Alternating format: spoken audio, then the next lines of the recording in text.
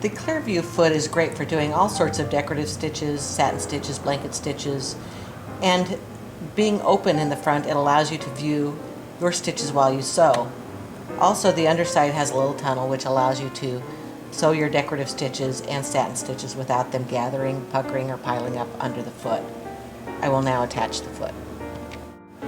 For this demonstration, I'm going to show you how to do a basic satin stitch applique. If I'm working on a smaller pattern, I like to use a narrower width, so I usually put my width on about 3.0, and my stitch length, depending on how thick the fabric is or how thick the thread is, I usually put the stitch length on 0.4 or 3 or 0.35. You can adjust it accordingly, depending on your desired satin stitch, your fullness of your stitches. And I'm just going to go ahead and sew down to the end. Now this is going to be an outside corner on an applique. So to do an outside corner, I want to sew to the very end of my applique.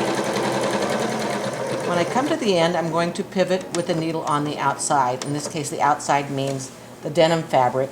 The inside is our lighter blue fabric, and it's the applique piece. So I'm going to turn it about 45 degrees, and I'm going to take a few stitches, and then I'm going to continue to turn it so that it's perfectly vertical, and then continue down. So if you're doing an outside curve or a corner, pivot with the needle on the outside. Again, that's the denim fabric.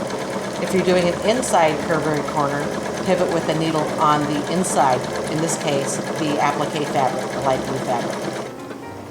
And that's how it works. And also on the other side, I've done just a little bit of blanket stitching so you can get an idea of the varieties of things you can do.